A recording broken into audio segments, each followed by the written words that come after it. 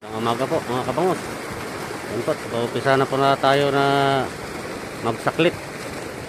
Nasa loob na po ng aming pangsaklit yan. Pero yan po isasamplingin po muna para malaman po namin ang average ng bangos.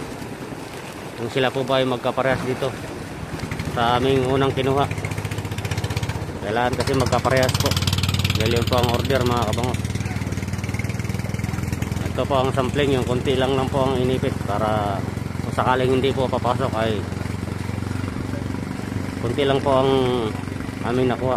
Papakawalan po kasing iba pagka hindi po pumasok sa sampling ay papakawalan po mga kabangos. Lilipat po kami ng ibang fish cages pag hindi po pumasok sa sampling. Ganyan po ang proseso mga kabangos sa pagkawa ng mga bangos. Per sukat po ang aming sinusunod na pag ang order po ang aming sinusunod kung ano po ang size ng mga bangos. Maraming salamat po sa ating panonood mga kabangos.